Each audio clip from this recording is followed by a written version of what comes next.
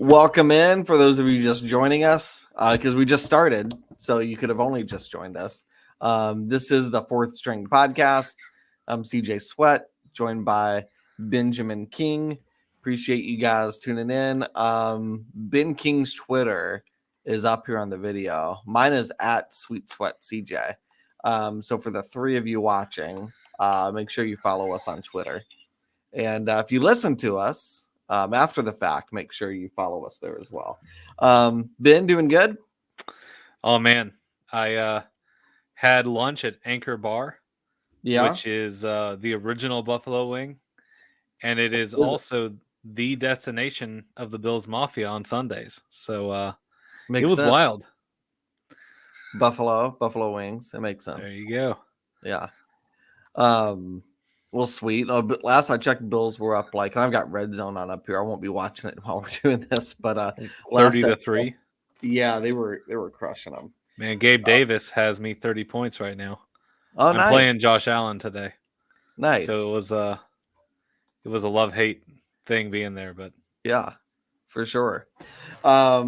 So, talk about that Bama Texas A&M game a little bit, and then we're going to dive into our top 10. My thought watching that, Ben, I didn't think anything less of Alabama. I watched that game and I thought, of course, Texas A&M was making this close. A&M is kind of what I thought USC was going to be at the start of the year. There's no question they have talent. They've got talent all across that roster.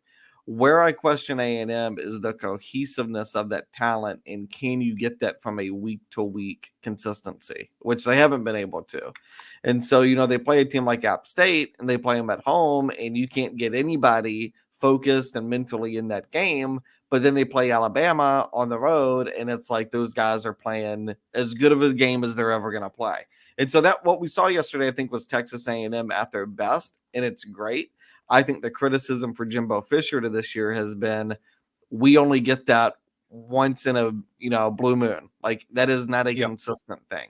And I don't think that is going to change. You can recruit talent, but it all depends on, is the talent you're bringing in a right fit. Nobody talks about the players that really talented players Nick Saban says no to.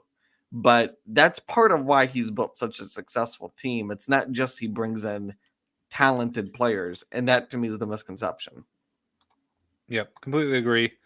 It's all about development within the system as well. And then it's coaching, game time decisions. And with Jimbo Fisher, not the best coaching decisions being made at all times. No, not at all. And, one of the Alabama defenders said, yeah, well, Jimbo kind of gave away the last play of the game based on what he was doing on the sideline. So if your opposing defenders can look at you as the head coach and see what you're going to do based on who you're pointing at, probably want to not do that. Yeah. Well, and I think, too, if you go down to, where they kicked that field goal and, they had that fourth and super long or whatever. Mm-hmm. Well, they should have never been in that position. It should have been, in my opinion, it should have been a really easy go for it on fourth down. You got to have a play in your back pocket to get it. But you get hit with two false starts. Now it's 4th and 21 or whatever it ended up being. And I think that shows the lack of discipline with that team. Nick Saban, has lost games before. But there's one ways he never, ever loses a game, and it's through mental mistakes like that. He'll lose a game like the kick six, which it's just this ridiculous play. Honest to God, how do you prepare for that? And you can run through well, maybe you shouldn't have kicked it, whatever. But there's not really a way to prepare for that. Yesterday was all about situational football, and one team looked really prepared. One team didn't look prepared whatsoever, and that's why Alabama ended up winning that game. All right. Another thing we got to talk about, too, is it time to go ahead and fire Brent Venables? Is it time to just go ahead and admit this thing's not worked? And I realized 3 weeks ago, they were in both of our top 10s. We're thinking this is a great football team. And it's crazy to think 3 weeks later, is it just a massive overreaction? But you can lose games. You can't lose 49-0. The most historic loss in the Red River Showdown? Is that what it is now? Rivalry. But they said I can't. The Red River game. I'm Yeah, not even gonna. I don't care what their terminology is because every single place is a little bit different. It's like how you can't say the Super Bowl unless you're I paying guess the it is Super Red Bowl River royalties. Showdown. So it's now the Red River game between Texas and Oklahoma, and for Oklahoma to get beat by the highest point margin ever and shut out Yeah. by a while having a defensive coach is beyond embarrassing. It's No, it is. laughable. Yeah. And I mean, think about this. I mean, this is a second straight game they've allowed over 45 points. Like, and again, Oklahoma, and you could say, okay, past few years, they've not been a great defensive team, and that's true, but it's still 4 and 5 star defensive players. They were a good defensive team last year, and they didn't have any defensive players transfer out, and Venables is a defensive coach. Like, it just, and I think sometimes, these coordinators get hired, and we look at a Kirby Smart and we think, oh, hiring a really talented coordinator is a good idea. Like, really, only about 20 to 25% of these coordinators ever actually work. Like, the best hires are going to be guys that are currently coaching a smaller team looking to kind of take that next step. And so, anyways, Venables, to me, it's just become completely evident he is a coordinator. He is not a coach. And so, if you're a big time program about to go into the SEC, if you know that now, how long do you just let that simmer? Because I think if they let this simmer too long, it could be devastating to that program, considering the hornet's nest they're about to go into. I mean, they needed a splash hire, and they went with Brett Venables. So, and he has, I mean, this is his first year, his first 6 games. He has a massive contract. Mm-hmm. Like, I don't know what they do. It's a tough situation to be in, because if you admit that you're an idiot after 6 months, then you deserve to have your job taken away as well. No, I don't agree with that, because I think the hallmark of somebody who's really successful is understanding when they made a mistake and pivoting really quick. I think once you made a mistake, you don't hang on in hopes, just to try and save face. I think that's wrong. Like, I don't mind somebody whiffing. Like, if an athletic director or, in the NFL, a GM hires the wrong coach or whatever, that's fine. But once you've identified this ain't it, you make that decision as quickly as you can to go ahead and move on. Like, you don't keep them around. Like, I don't understand Auburn today. Why is Harsin still there? And you can talk to me about buyouts, and you can talk to me about all this other stuff, and I get it. But at some point, you have to consider, what's the cost of him staying there and we continue to suck?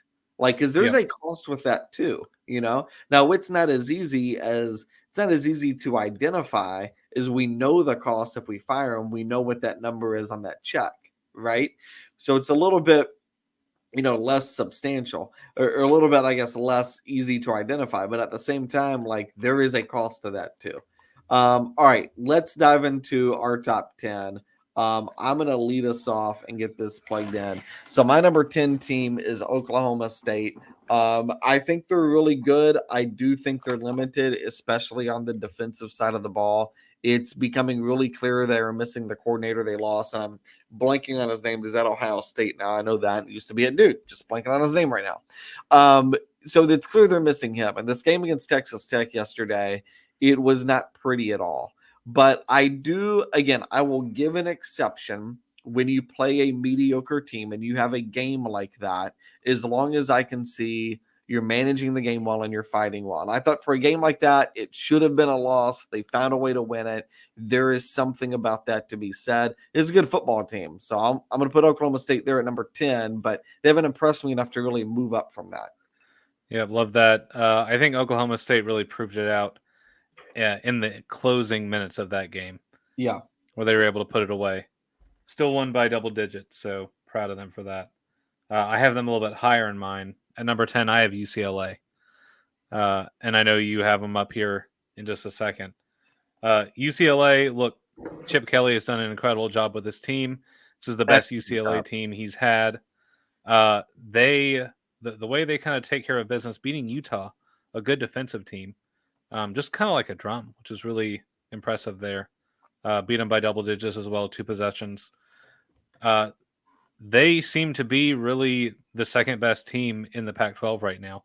I'm They do. circling UCLA, USC, because USC, while they're very, very offensively firepowered, Yeah. and they have the most interceptions, so I mean that's a solid defense as well.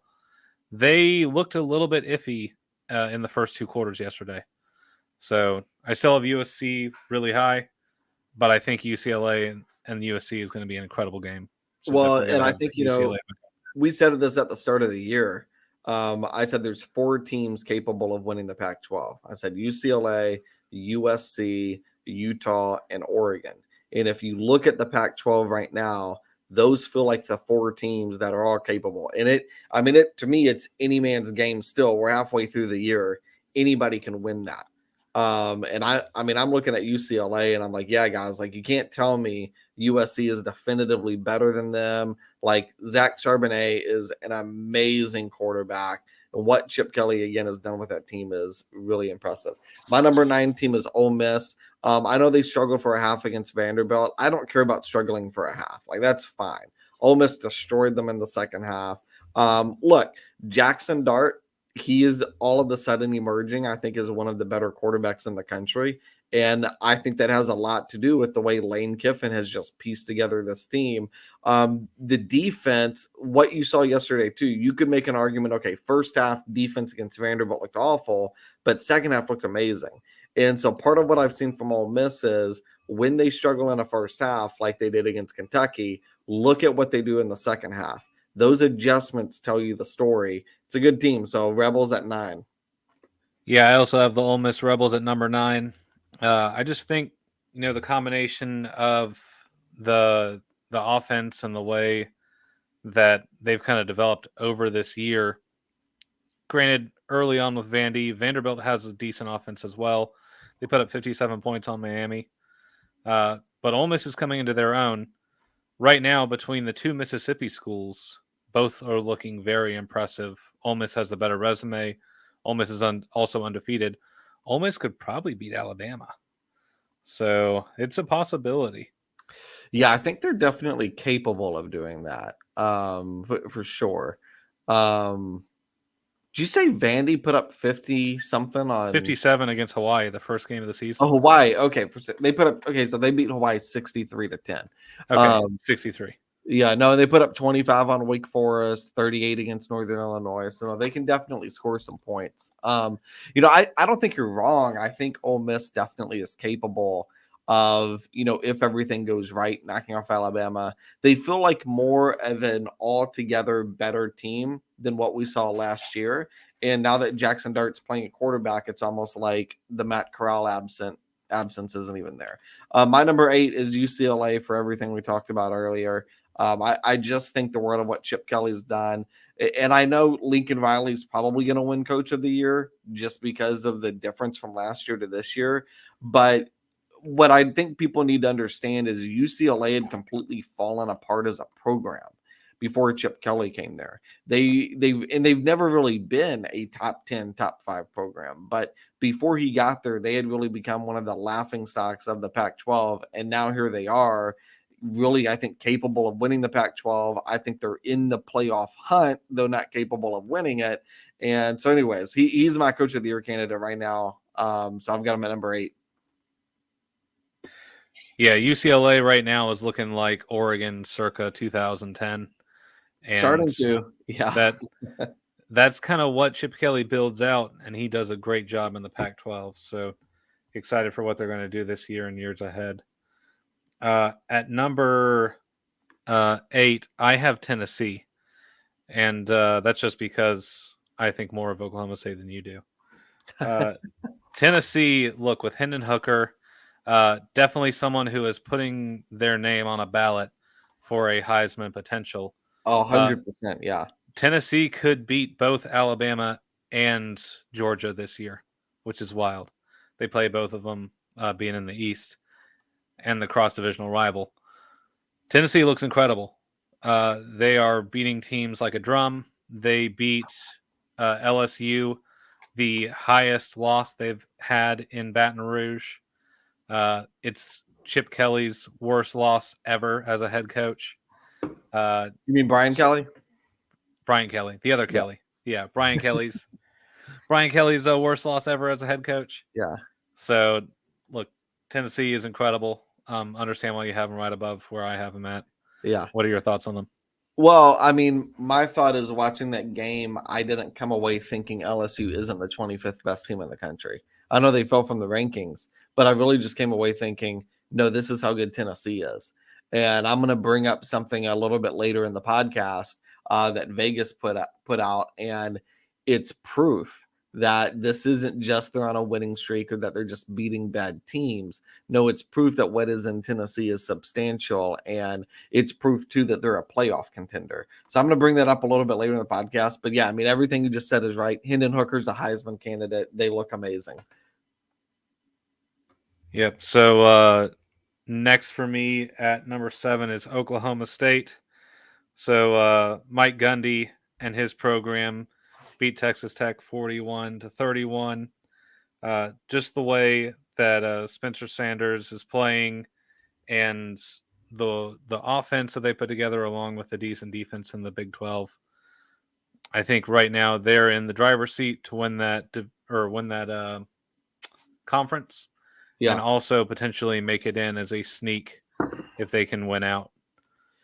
Yeah, I mean, winning out's going to be tough, and they have to get through Texas too. Texas True. Win Ewers is just a different team, Completely different. I think too. Imagine if Texas had beaten Texas Tech. Like, all right, if Texas had beaten Texas Tech, where would you have them right now in your top 10? I don't know, because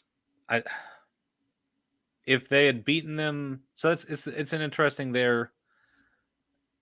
Would I have Texas in my top 10? I wouldn't yet. You wouldn't? Okay. I would still have them out of my top 10 because they would be 5-1 with a 1 point with loss. a very close. Yep. Yeah, that would be it. But Quentin Ewers, if he had been able to come back from that injury the following week and then beaten them, or heck, I mean, I guess even if they had beaten Texas Tech with the absence of him, they should be considered. Yeah. Well, that's my point is if Quinn Ewers is in that game, I don't think Texas loses to Texas Tech. I think they win that game. Oh, yeah. I think they beat Alabama if he hadn't gotten that dirty play that knocked him out of the game. No, probably right there, 100%. So, I mean, I like Oklahoma State as well, but I think that game between them and Texas later on in the year, and then if they play for the Big 12 championship, is going to be amazing. But, the other thing that I think we've established at this point is I don't think anybody 1 through 6 is going to change for you, maybe the order, but it's pretty evident that you and I are going to have the same teams on the top 10, just arranged a little bit differently. And so I think what we're starting to see is, we're starting to see some separation in the sport. And to me, I think there's kind of different tiers. Like I think there was 1 through 4. I think there's 5 through 7. And then I think there's 8 through really probably about 12. So my number 6 team in the country is USC. They did struggle a little bit with Washington State. I think Washington State's actually a really good football team. And, I'm starting to look at the Pac-12 and I'm like, the Pac-12 has got some legit teams this year. This is not your Pac-12 conference from 3-4 years ago. The Pac-12 has got some players right now. I mean, maybe they look back at this and they go, hey, let's not do this whole Big Ten thing if we can keep this up. But no, I mean, I thought USC, they struggled a little bit. They found some life in the second half. And, the defense past couple of weeks now is starting to figure things out too. If this team adds a defense to go along with Caleb Williams and that amazing offense, USC is a playoff, not just potential playoff team, but I think a contender for the championship. So yeah, I mean, they are looking really, really good. Every bit deserving of being in that top 6 right now. Yep. I've got, like you were saying, the top 6, different order, same teams. Number 6 for me is Clemson. That's just because I think USC is a more talented team. Yeah. Overall. But look, Clemson yesterday, they put the hammer to Boston College in the second half. First half was a little bit slow. They were tied 3-3 going into the remainder of the second quarter, and then were able to go up 10-3 before half and just blew the doors off in the second half. Clemson knows how to finish games, which is better than I can say about my own Tiger team. And Clemson under Uiagalelei is looking very good. He had 3 touchdowns, an interception, 220 yards on the day. So Clemson is definitely in the driver's seat to win the ACC and potentially sneak in as a playoff bid. Yeah, no, I've got Clemson up here as well, and I'm working on pulling up one stat if my computer will work with me here. My concern about Clemson, though, and again, I've got them ranked fifth. I have them higher than Ben. The problem is they start off games so freaking slow, and I think it's okay now, but they've got to figure that out. They rank 57th in the country in first half points at 14. That's their average. Now, just to give you a comparison, who they are tied with for that is Nebraska.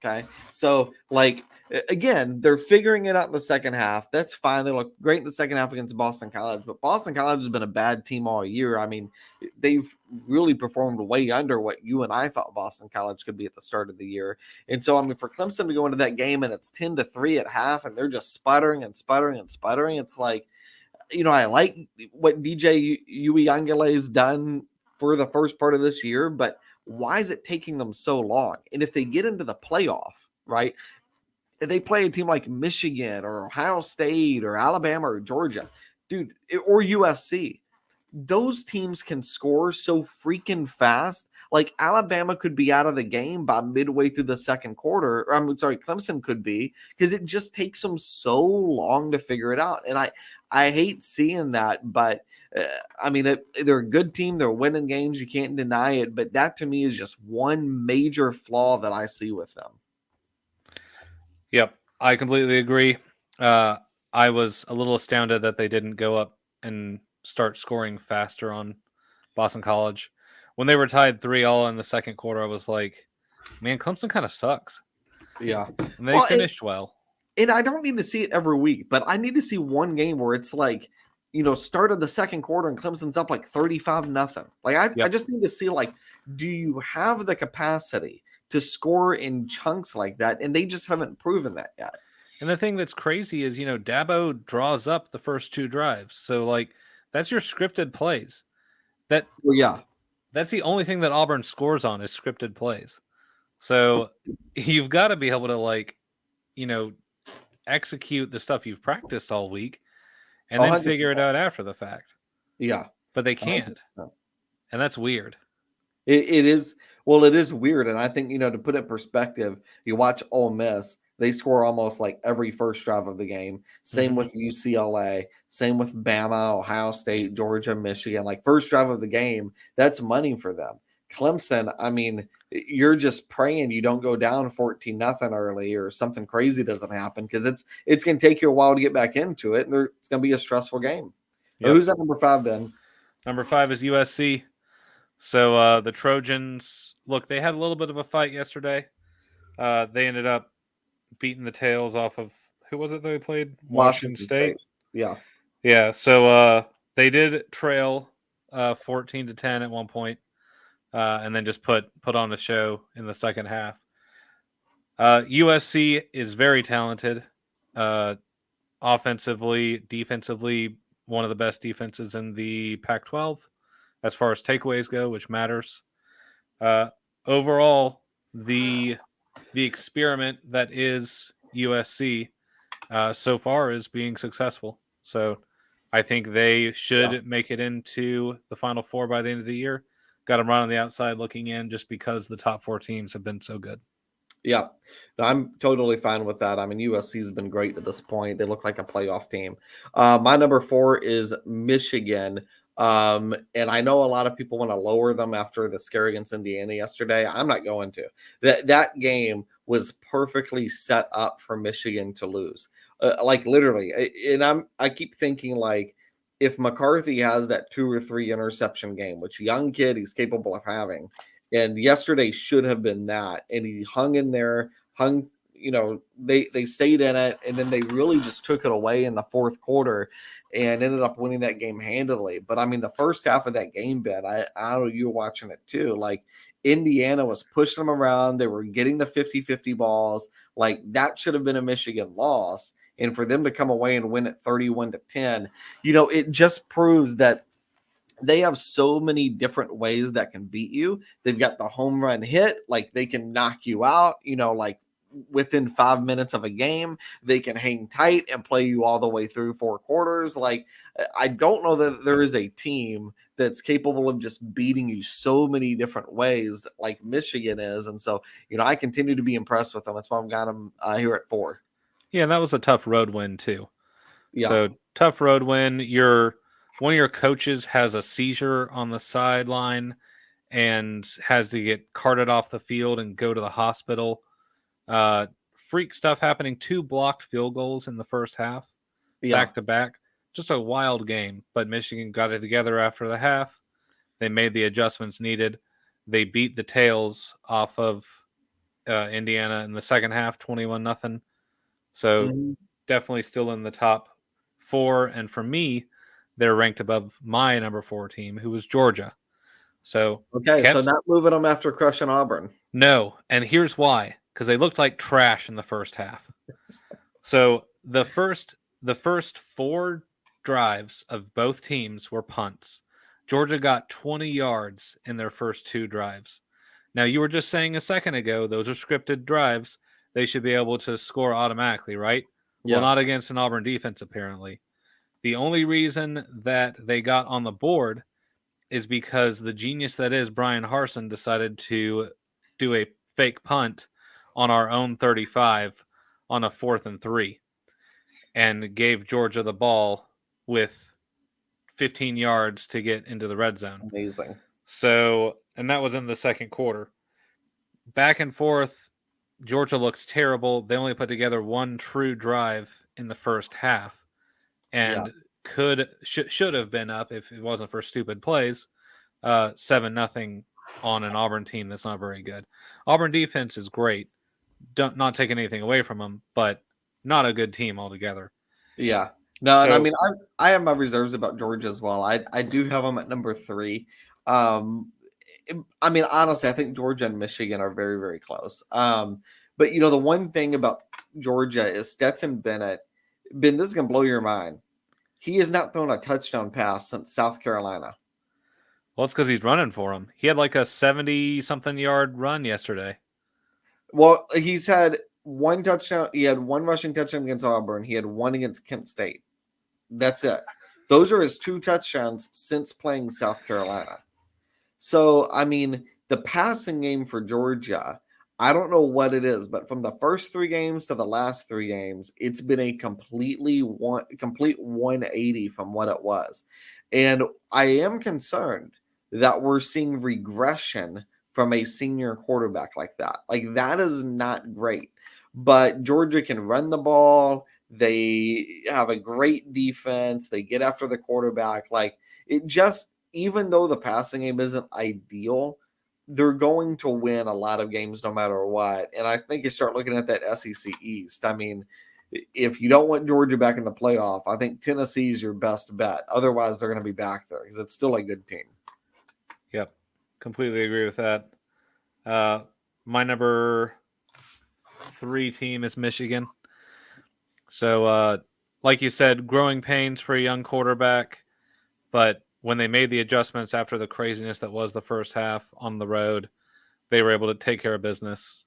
They're definitely a contender for the Big Ten. I can't wait for that Michigan-Ohio State game. Yeah. Well, speaking of Ohio State, they're my number 2. And, I mentioned first half points, Clemson being in 57th, tied with Nebraska. Well, you want to know who's number 1? Ohio State is. They're averaging about 28 points in the first half.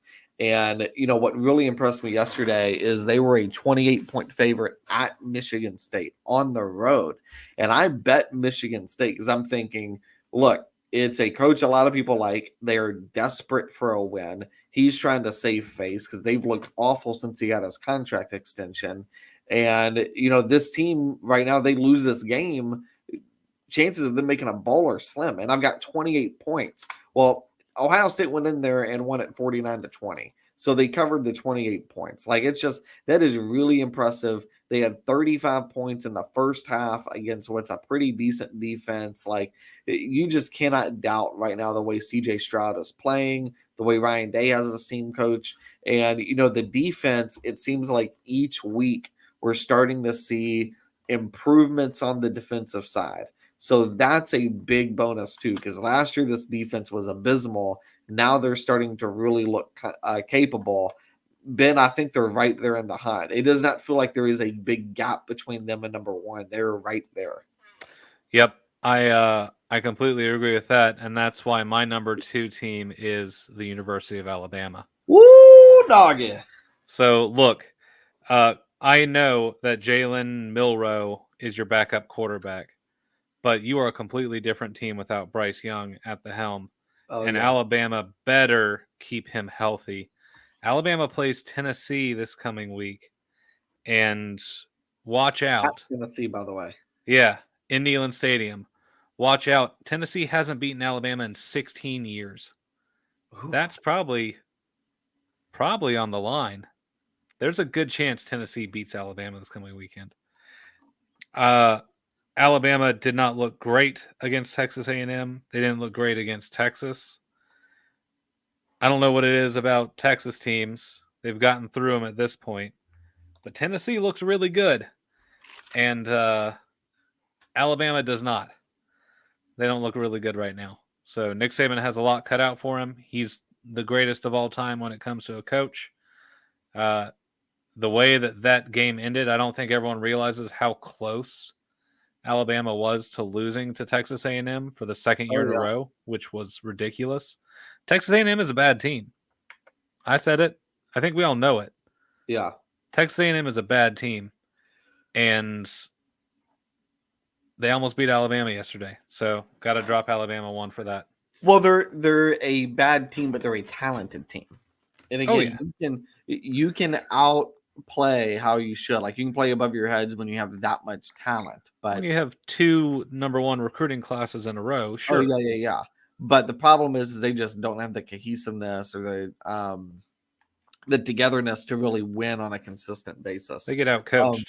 They do. Yeah, 100%.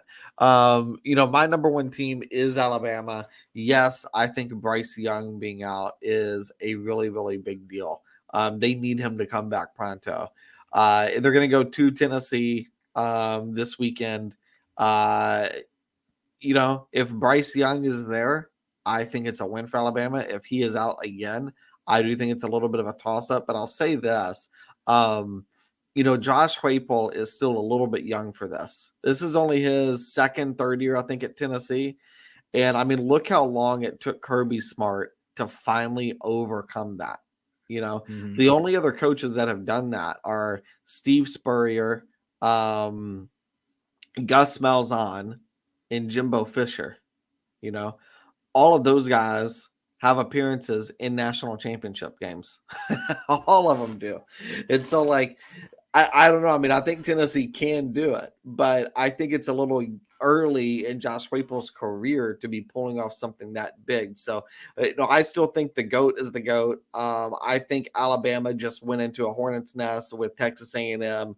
A&M's played them close a number of years. By the way, A&M beat them back when they had Johnny Manziel.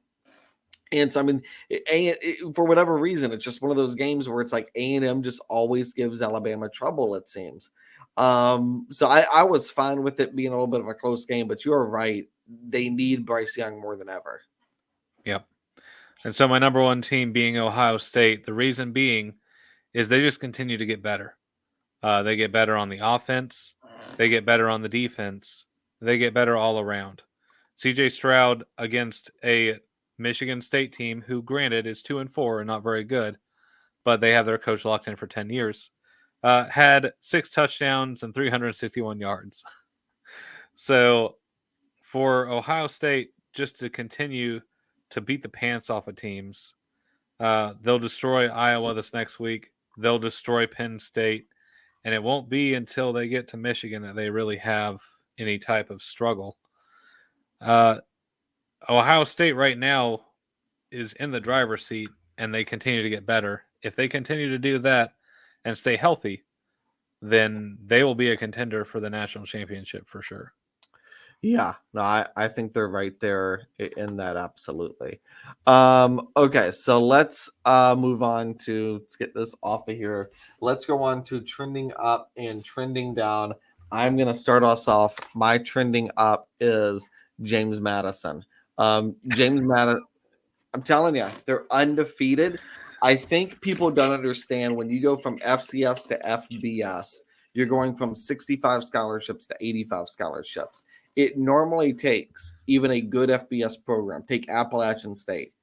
It normally takes a couple of years to really get your feet wet in this. And so they've gone into the Sun Belt and they're crushing everybody. I mean, they crushed Texas State, Arkansas State, Middle Tennessee State. They did have a close game against Appalachian State, but it was on the road and they still won it. Now, this week they're going to go to Georgia Southern. I think it's a little bit different, but I still think JMU's going to win that. And if you start looking at their schedule, Ben, like Marshall, Louisville, ODU, Georgia State, Coastal, that's who's left.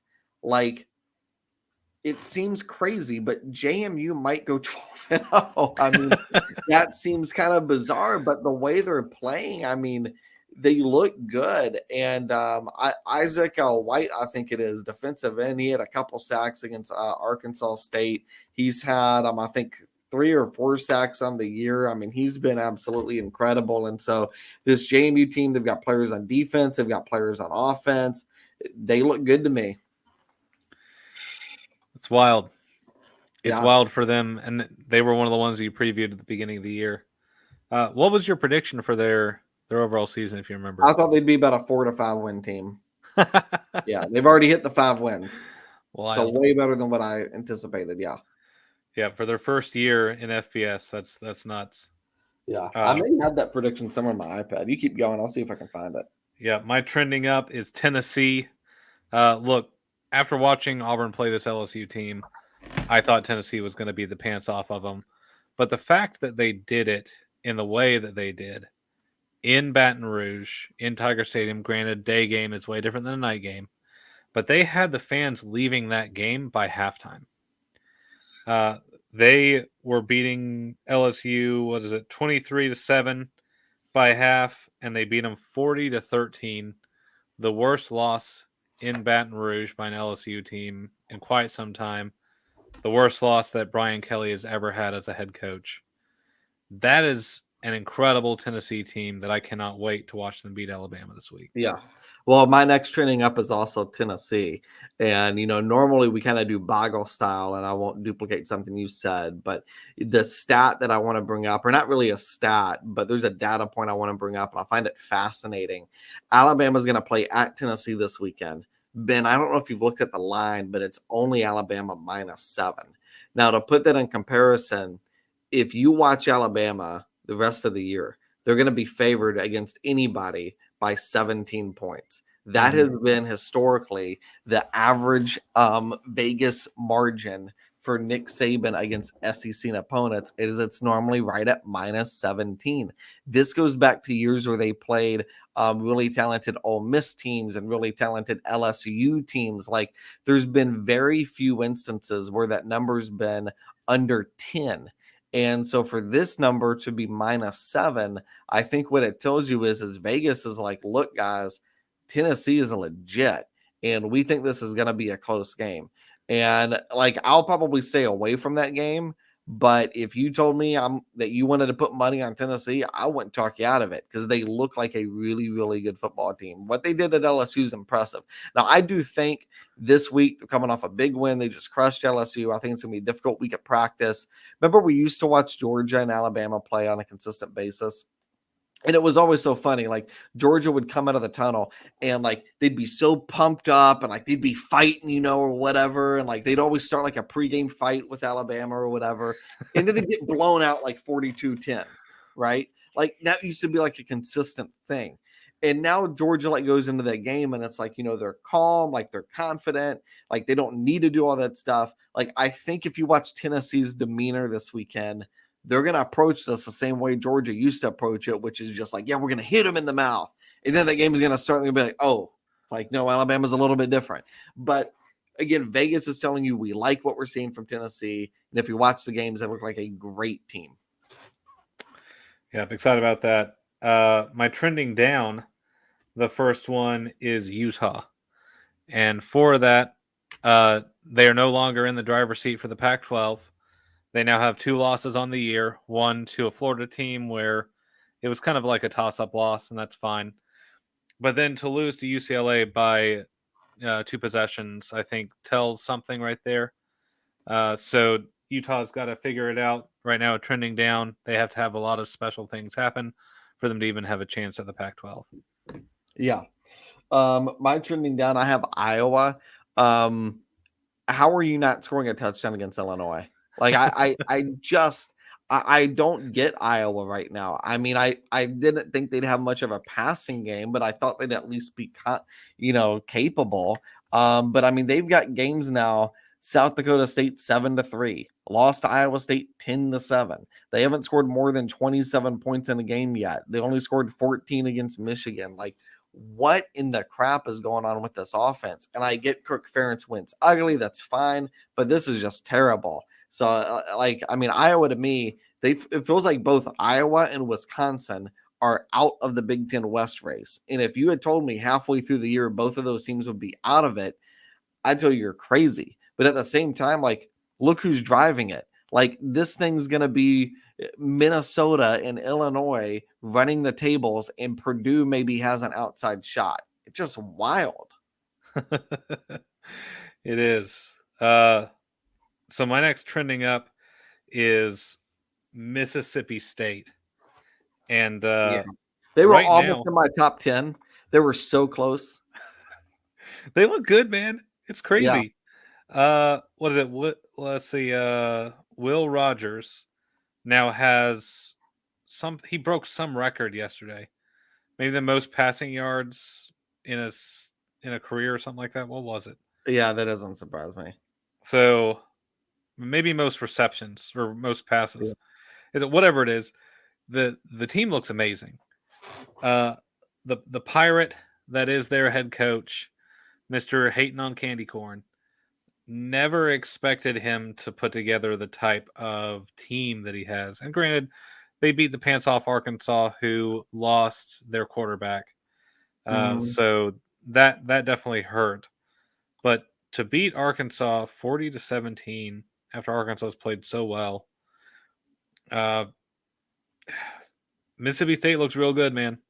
Yeah. So I'd say when it comes to ranking the SEC West teams, it's probably Alabama, Ole Miss, Mississippi State. They're in the top 3.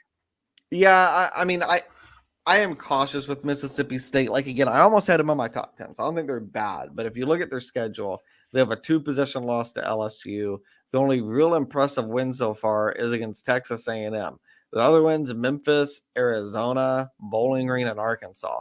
Well, at this point, Ben, I'm not sure that any of the rest of those teams are going to make the playoff or are going to make a bowl game. So if you look at the teams that are probably going to be in a bowl game, Texas A&M and LSU, they're 1-1 against those. Then you look at the rest of their schedule. They're going to play Kentucky, Alabama, both on the road, both the next 2 weeks. They're going to get Georgia at home. I do think, by the way, if Georgia's still playing like this and Mississippi State's still playing like this by the time we get to November 12th, Mississippi State could win that game. But then they're going to end at Ole Miss.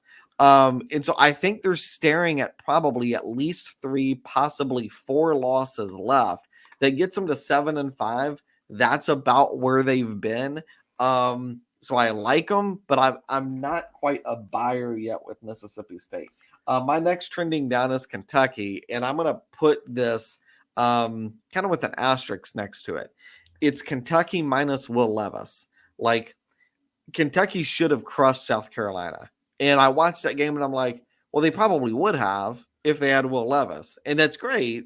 But it's also, I think, presenting a problem that Kentucky's completely Will Levis dependent. And this is the thing about a program like a Kentucky. Like when everything goes right, they can win games. They can be really competitive, probably a top 10 team in the country.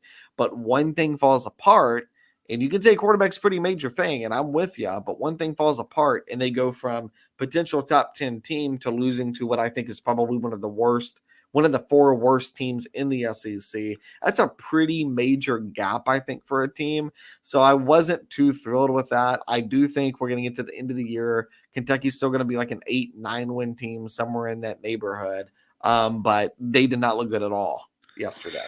Yeah, I also had Kentucky on my list, so I'll bump on them before I get to my next. Granted, Will Levis and you losing your starting quarterback, what Mark Stoops has done with this team has been incredible. Yeah. Not taking anything away from them. Teams like Alabama and Michigan can go to their second string quarterback. And granted, Michigan a little bit of a different flavor there, but that's fine. It's still their newer guy under McCarthy, and still win games. With Kentucky, they looked like garbage against a mediocre at best South Carolina team. So definitely got to have them trending down. My next trending down was Washington. Michael Penix Jr. had 311 yards and an interception against a coachless Arizona State team who at the time was 1-4, and they just got torched. Beat 45-38. Thought Washington was better than that. That's a pretty abysmal loss. So Washington trending down. Yeah. My last trending down is Arkansas. It amazes me with Arkansas the first 3 games of the season, or really the first 2. They beat Cincinnati, they beat South Carolina, then they struggled with Missouri State, and both you and I were like, it's a little odd. And then ever since then, they lost to Texas A&M, they lost to Alabama, they just got crushed by Mississippi State. Granted, those are 3 good teams, but they're going to play BYU, Auburn, LSU, Ole Miss, and they've got a game at Missouri at the end of the year.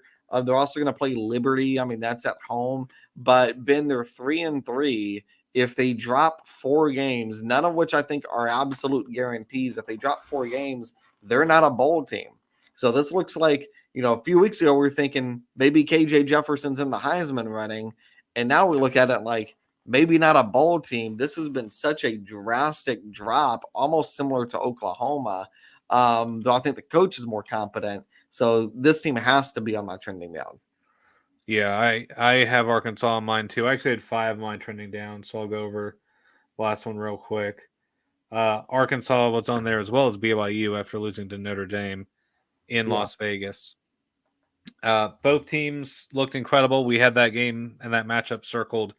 Now that it's coming up here pretty shortly next week, doesn't really care. So it's kind of sad that could have been such a great matchup, and now it's going to be meh. By the way, BYU's favored against Arkansas, which that just tells you something right there. Well, BYU was ranked until they lost to Notre Dame. All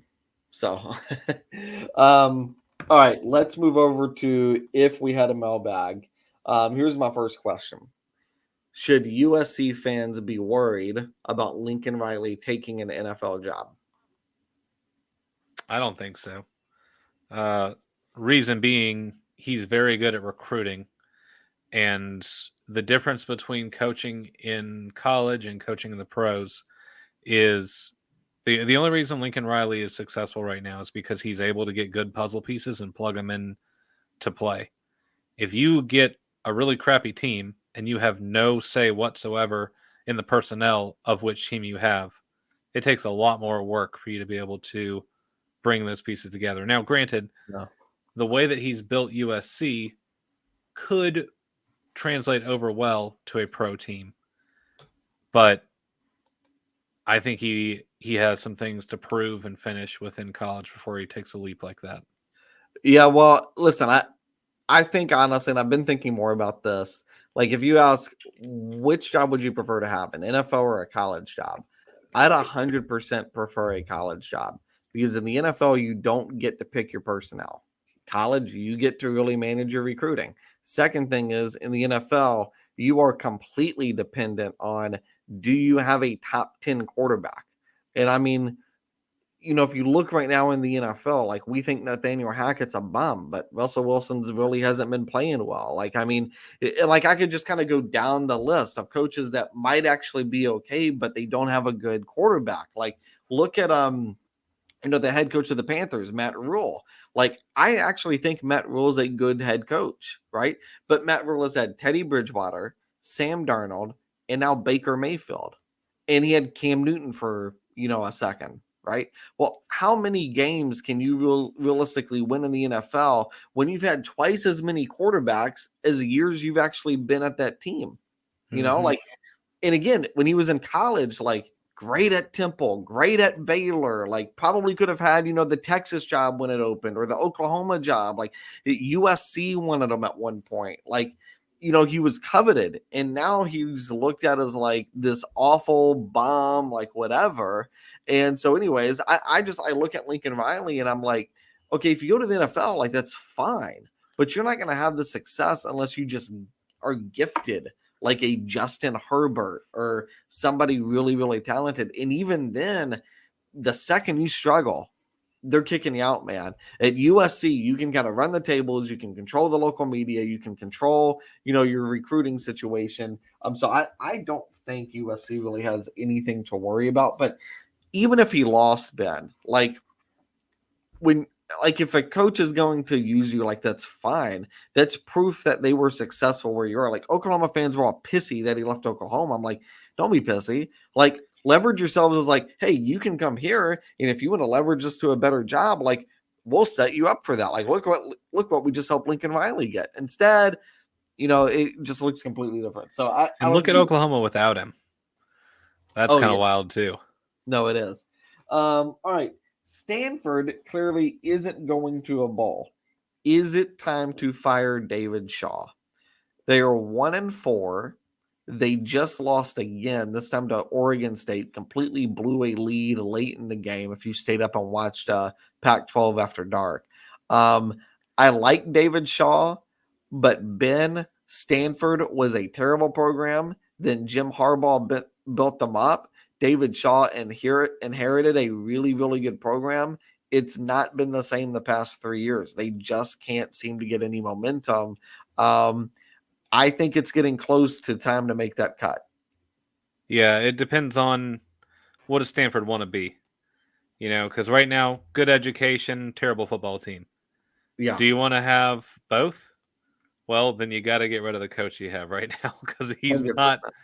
not going to be able to take the standards that you have and build out a decent type of winning program within those confines. So you got to find someone who's actually good at it.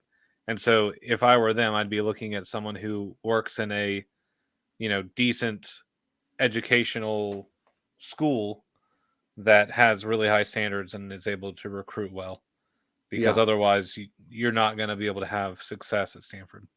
No, I would agree with that. All right, last one.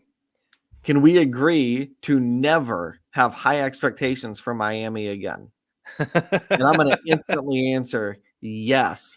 What? And I called this been at the start of the season. Like everybody was predicting Miami to win the ACC Coastal. And I'm like, guys, y'all did this with UNC a year ago. Every year, Miami has these ridiculous expectations.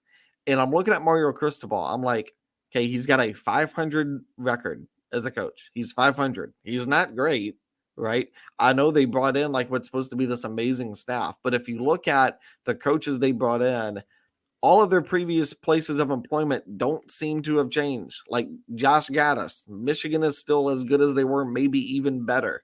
Like I look at Miami and I'm like, I don't know. Like to me, they don't look like a very good football team.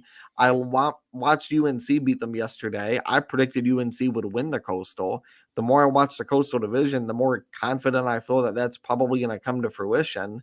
I mean, to me, this is just we keep thinking Miami early 2000s, and I don't think they're ever going to get back to that. Like I think it's over. Look, I was high on Miami at the beginning of the year. I know you hated the Cristobal hire.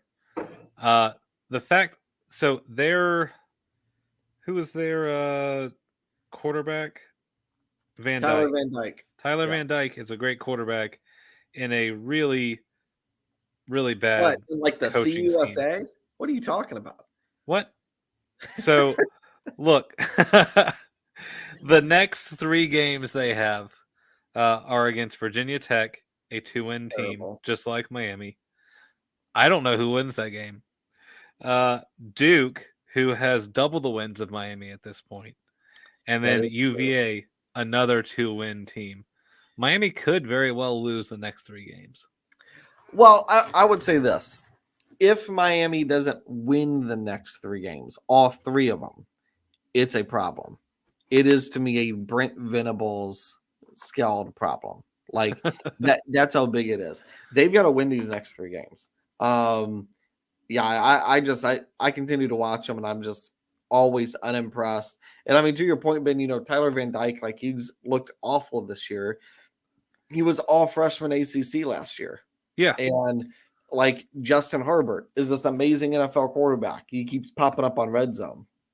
Justin Herbert, we never saw that in college football. Like we saw a good quarterback, we saw a talented quarterback, but just constantly performed under expectations. And I think a lot of that has to do with Cristobal's coaching. So no, I'm over the Miami thing. Done with it. All right, guys. There is your Fourth String podcast. Appreciate you guys hanging out with us on an NFL Sunday. We will be back next week. Should be a great week of college football coming up. So we'll see you guys then. Y'all have a great weekend.